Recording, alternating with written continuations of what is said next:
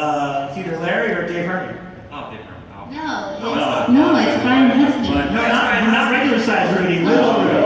Hey guys, what's the idea? Probably Dave Herman. Dave Herman. Thank you. Whoa, shit. Hey! That is the weirdest Mr. Fish odor I have ever seen.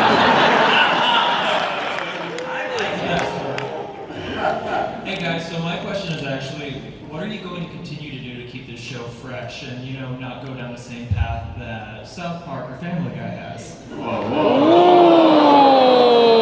Name more shows that have disappointed you.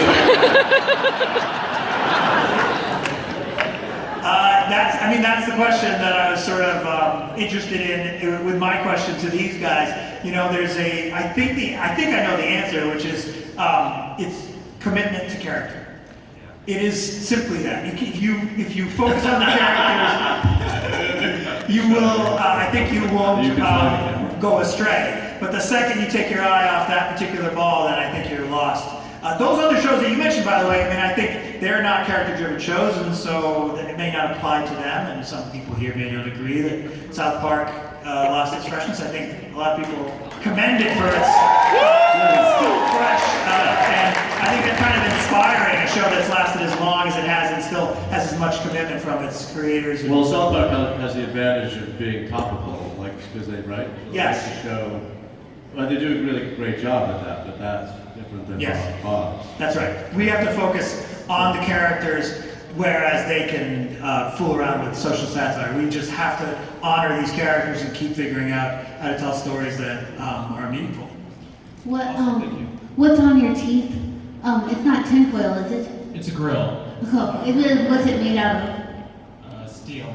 Oh, cool. You look Much good. better than tinfoil, right? Yeah, well, I was thinking about cavities, how But you look great.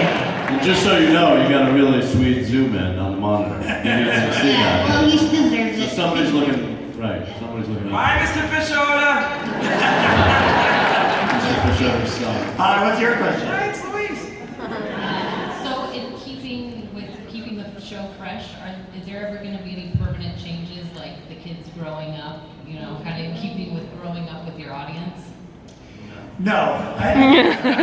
Animation allows us to have, that's an option, right? That's a choice, because it's animation. If it was live action, they'd have to age, and we'd have to write this episode where Tina goes to college, because our actress would be that age. I think because animation allows us to keep them any age we want, I think that there's something to be said for keeping them the same age always. It's a little weird when you do the 8th Christmas episode and yet they're the same age. But I think you guys can handle that, right? This is sort of Groundhog Day existence for this family. They're going to go through the same year again and again and again, and we're going to kind of just hopefully enjoy that fact and take something from it. I think if we aged them, I think we'd become on board a little bit. I think this is a story about a restaurant in particular at a very specific point, and it can never fail or succeed, you know what I mean? It's got to be right where it is for this, I think, for the tension to be there. Does that make sense? All right, good. Thank you for approving of that. Hi, what's your question? So I have one question. Just what was your guys' favorite episode to make, and can we get a from Tina? Do it. Hit it with us, Tina. I'm doing it first. Just Do it, Rob. Do it then. Thank you, Dan. It's not a new generation. Do you want to take a crack at the other part of the question, Dan? Favorite episode to make, or is that what that was? Is that the question? Favorite episode. Favorite time in the studio, really connecting. I still have a soft spot for Tina's first kiss episode, because that was that was cool that they were letting something go right for her. Yeah. Nice. How about you, Larry? Oh, maybe that golf ball heist. Yes. What about you, Kristen? Oh, you gonna skip Gene? I like them all, but probably Hawk and Chick. Good question. Thank you.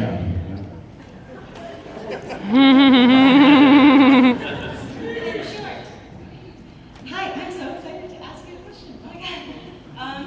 So I really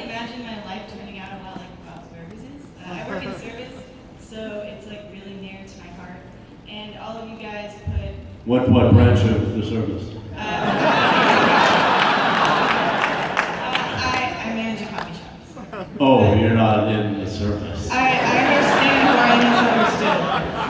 Oh, well then next question. No, kidding. He's kidding. He's an asshole.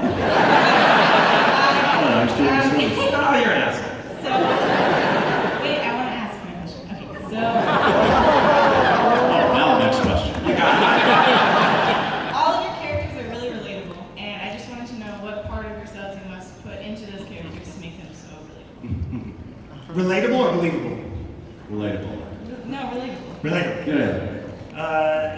Eugene, you want to take this one? I put myself in it! I feel like Gene, for me, Gene is not exactly what I was like as a kid, but what I would be like if I was a kid now. That's good answer. How about you, John Roberts? What was the question? How are you so relatable? Oh, what was relatable? Well, I relate everything through my mom with Linda. My mom's from Brooklyn, and I try to just have her heart and soul with Linda and her love for her family and the way that she accepts her kids for all their differences and their flaws, like me. How about you, John Benjamin? Well, I don't know. I think that the best thing about Bob, or playing Bob, is that I'm way less cynical as Bob than I am in real life, and the show always dictates me being more optimistic, and I enjoy that because it's the only time I get to be optimistic. Thank you. Thank you guys so much. Hi. Hi. Do you intend on doing any more crossovers like with The Simpsons or Family Guy elect? I think just Born Identity. We're doing a Simpsons couch gag this coming year. Just to say, on The Simpsons, we are doing one. We are creating one for them. Does that count? No. Yeah. Otherwise, we find it very difficult to figure out how to do crossover stuff. We we believe in kind of stealth crossover, like, I don't know, I guess it doesn't count if we just hire Chris Parnell. It's not an Archer crossover. And another, like, sort of stealth crossovers, we're going to do a soccer episode this coming spring, where, I think it'll be in the spring, where Bob ends up coaching Louise's soccer team, which is kind of our nod to home movies when John Benjamin so memorably played Coach McGurk. And if you watch very closely, there's an appearance by Melissa, not only the actress who voiced her, Melissa, but also she kind of looks like her.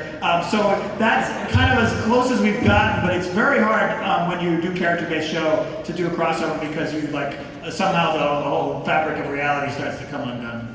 Very few people realize that we actually did our King of the Hill crossover. That's right, Batman storefront. Yeah. Dale's dead bug was the exterminator man in one of the Yeah. And the internet went crazy. Your shirt is awesome! Thank you. I like that he didn't leave on your cue. Thank you! Thank you. Hi, what's your question? Hi, well, actually, the girl before pretty much asked it, but the person I wanted to hear the answer from didn't answer. I don't know, Christian Shaw, how do you relate to Louise? Well, I think I like her anger a lot.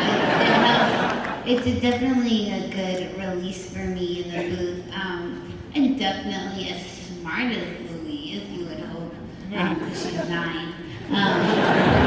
But yeah, I like her fire is something that I have. I agree. Yeah. I agree with that too, Thank you. Hi, what's your question? I think we're going to get to everybody. This is our first. Gene fan. Hey, big Gene fan, Pete Squatch. You squat? What I want to know is... This is you now. Sorry. What I want to know is a lot of the side characters are really fun to watch, like Zeke, Mr. Frischler. What are some of the ones you enjoy working with the most? Cast. Definitely the Silverman girls. Yeah. And Pleasure. Brian Husky. Dave Herman as Mr. Franz is great. He Yeah. plays so many other characters. Dave Herman's Yeah, in he's the show. gifted actor. Very gifted. In an upcoming episode, I have a sleepover with Thomas Middleditch, who's really fun. Yeah, Eugene, we've decided that Gene has never had a sleepover, and we have an episode coming up where he accepts an invitation to sleep over at a kid's house, a kid named Alex, who just introduced a new kid for the purposes of this episode, though it's always nice to bring an actor in who really clicks, and Middleditch did definitely a great job as Alex. Gene, as you can imagine, has a really horrible time in his first sleep. Molly Shannon as Millie is really, I looked up to her my whole life, so it was great to have her in the booth. Yeah. Brooke Dillman is another one who just knocks it out of the park. She's incredible. And Jenny Slate, of course, for just John Early is a guy who's coming in this coming season who we enjoy working with a lot. John Early. Yeah. And Kevin Kline. Kevin Kline's a nightmare. A nightmare. Bringing his Juilliard all over the episode. Thank you. Thank you. Hello. Sorry, laugh. At you.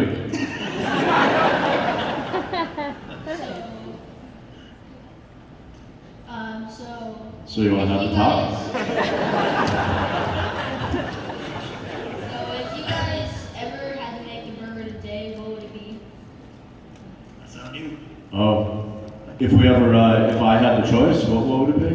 Oh God, I don't know. Veggie burger, not some dead cow.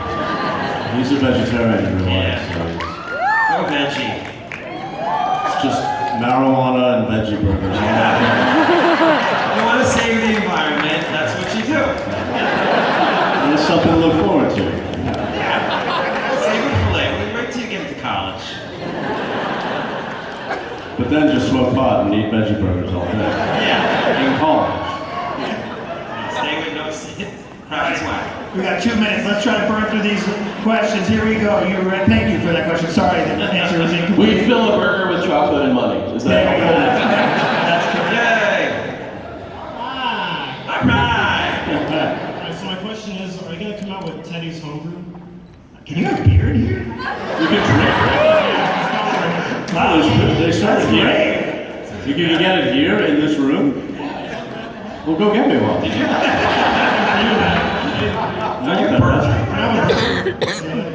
Yes, I believe the family cartoon plans to sell beer to children.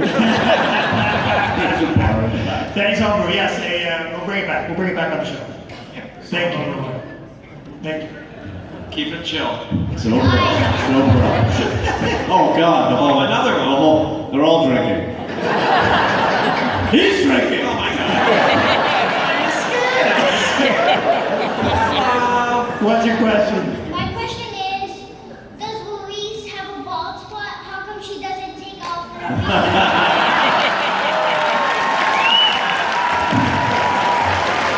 What would be so embarrassing about a bald spot?